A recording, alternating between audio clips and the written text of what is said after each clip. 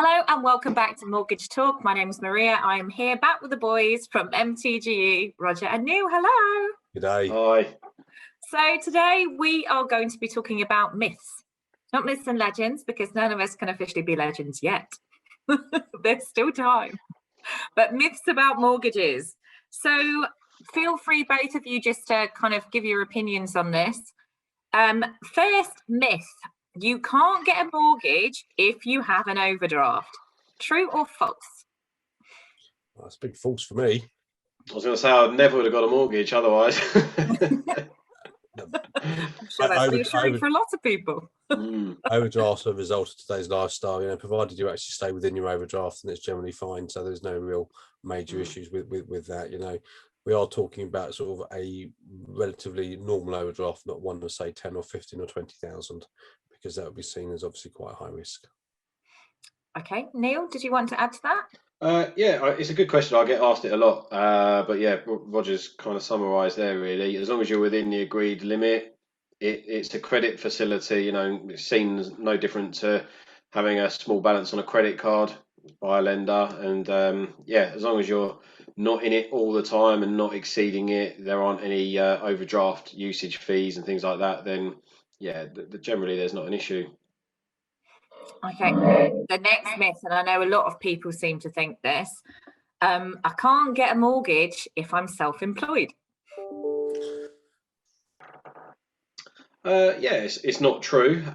It can be more challenging for self-employed people, but as long as they've got their accounts in order, generally lenders are looking at 2 years worth of trading history, just to prove that the business is going in the right direction.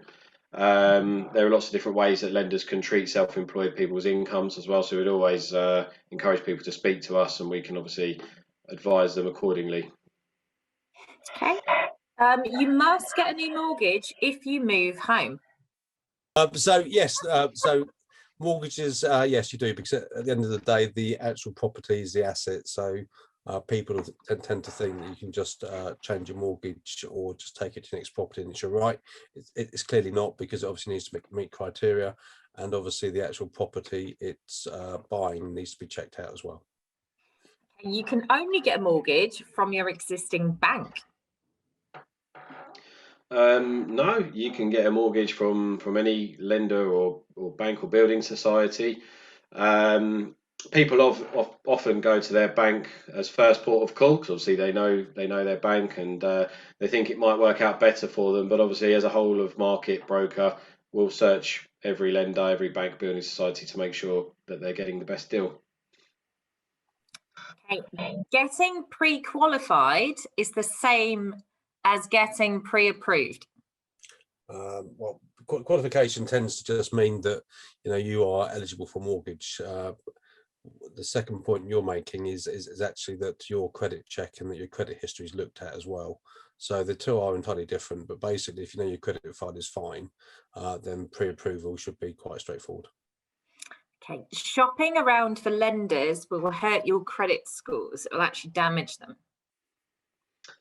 So yeah, the only way that you'd have a credit check carried out is when we're applying for an agreement in principle, which most people will require when making an offer on a property. So shopping around doesn't hurt your credit score, because it's obviously what we do is research purposes only to find the best deal.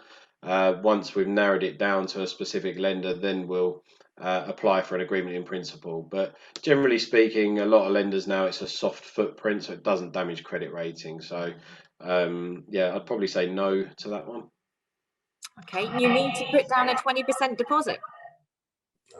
Well, no, it's the new government scheme states 5% on a second-hand property and 5% on new build. So clearly, the actual bigger the deposit, the more chance of being accepted, because the less risk there is to a lender, and the cheaper it is for you. So you should always try and maximise your deposit where possible. Okay, the down payment is only the upfront cost. So yeah, the deposit obviously is the main one, but there are other upfront costs. So sometimes you'll have a survey fee or valuation, although a lot of lenders now include that for free. You have solicitors' fees as well. Depending on the type of property, you might need a more in-depth survey carried out. So there are other costs associated to it. But yeah, the physical deposit is obviously the biggest chunk of money that people will be parting with. Okay, renting is cheaper than buying. Oh, no, certainly not. No way. Renting, I mean, look, some people are in that position because of the circumstances, and we appreciate that. But if you can afford to buy, it's better to get the own roof over your head. It's your asset. You benefit technically from obviously reducing debt and obviously capital appreciation on the property. So it's a win-win. The lowest interest rate is the best option when looking. Yeah, I mean, it's not always the best option. Some low interest rates look great on paper and obviously got they're headline grabbing, but the best way of looking at a deal is on total cost, so it factors in the fees that you might be applicable to the mortgage over the fixed period. So there may be a really low interest rate, but the fees are high, and over say a 2-year period that may work out more expensive than a deal with a slightly higher interest rate but lower fees. So a low rate is great, obviously, but yeah, it's the deal that works out cheapest over the initial period that is best advice. And instead of doing pros and cons this week, I would love you to go between you and reveal some of the most commonly asked questions you get. Roger, go. Can you get a mortgage with 1 year's accounts? And the answer is yes, you can. Neil? I think we've covered it. We've covered a lot of the ones that I get asked. Yeah, look, minimum deposits. So I think we've already covered that, but you've got the 95% scheme coming out next month. So that's going to help a lot of first-time buyers. So it'll be exciting to see when the criteria is released for that. Yeah, how it's going to change the mortgage market. If they actually announce when the date where they're going to actually release the criteria, so everybody's going to know. Well, I think it falls into the next tax year. That'll be after the 5th of April. Okay. That's just my thought process on that one. Any others, Roger? What was the questions again? Common questions. Common questions. Common questions you get asked. So look, people always come back to us and say, I've got a blip in my credit history, or I've got some missed payments, and I've got a default, all those things. The answer to that is that if you seek advice from third party or from social media, then you're going to get people's input, which is really great and really helpful, but it won't necessarily give you the comfort you want. What I would say is reach out to a broker. A broker is there to try and assist you. Look at those which are fee-free so that you get the advice, and hopefully they can actually put you in a position to actually move forward. We're not, none of us are perfect. We've all got bad credit in some circumstances. What one considers to be fine, somebody else would say isn't. So, don't be too hard and don't judge yourself.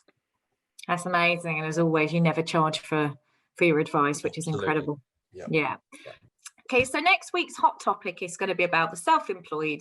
What happens if you're a contractor starting a new job, or when you're in a probation period, and how that affects you being able to get a mortgage. Until then, thank you very much for your time.